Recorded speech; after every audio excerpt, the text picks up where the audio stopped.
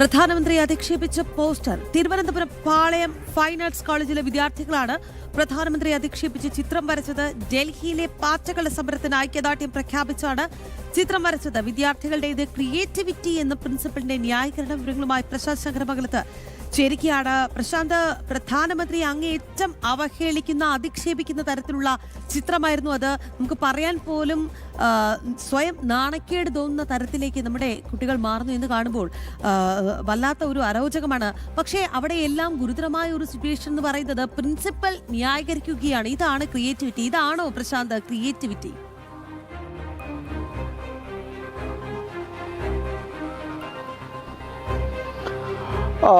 രാഖി, തിരുവനന്തപുരത്തെ fine arts college പാളയത്തുള്ള fine arts കോളേജിലാണ് ഇത്തരത്തിൽ അതിൻ്റെ കവാടത്തിന് മുൻവശത്തായിട്ടുള്ള മതിലുകളിലാണ് ഇത്തരത്തിൽ ചിത്രങ്ങൾ വരച്ച് അത് സ്ഥാപിച്ചിരിക്കുന്നത്.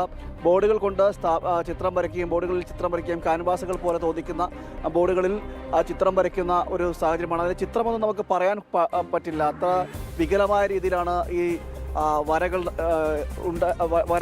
നടത്തിയിരിക്കുന്നത്.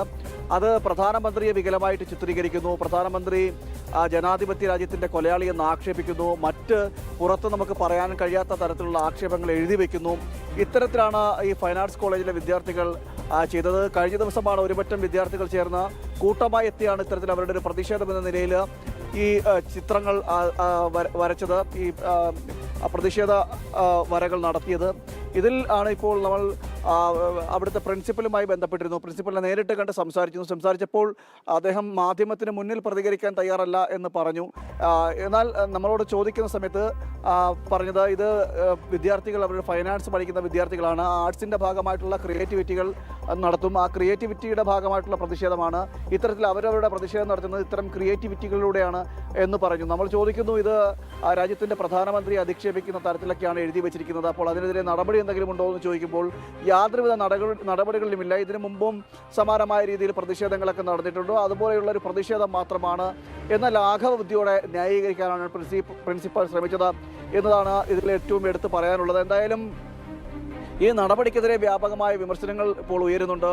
BJPയുടെ നേതാക്കൾ രംഗത്തെത്തി, അതോടൊപ്പം തന്നെ യുവമോർച്ച നേതാക്കൾ പ്രതികരണവുമായി രംഗത്തെത്തിയിരിക്കുന്നു.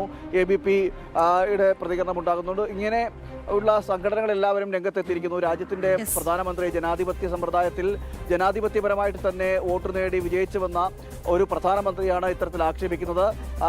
തീർച്ചയായും പ്രശാന്ത്, അതായത് BJPയോ ABVPയോ മാത്രമല്ല ഇവിടെ പ്രതിഷേധിക്കേണ്ടത്. കാരണം രാജ്യത്തിന്റെ പ്രധാനമന്ത്രിയെയാണ് ഇത്തരത്തിൽ അധിക്ഷേപിച്ചിരിക്കുന്നത്. പ്രധാനമന്ത്രി പദം എന്നത് മാത്രമല്ല, ആ ഒരു വ്യക്തിയെയും ഇത്തരത്തിൽ അവഹേളിക്കാൻ പാടില്ല എന്നുള്ളതാണ്. ആ ഒരു വിദ്യാർത്ഥികൾ കാണിച്ച തെറ്റിനെ, കുറ്റത്തെ അവിടുത്തെ പ്രിൻസിപ്പൽ ന്യായീകരിക്കുന്നുണ്ട്. ഇതിനെ ക്രിയേറ്റിവിറ്റി എന്നാണ് അദ്ദേഹം ഓമന പേരിട്ട് വിളിച്ചിരിക്കുന്നത് എന്നുള്ളതാണ്. പ്രശാന്ത് ശങ്കരമംഗലത്താണ് വാർത്തയുടെ വിശദാംശങ്ങൾ നൽകിയത്.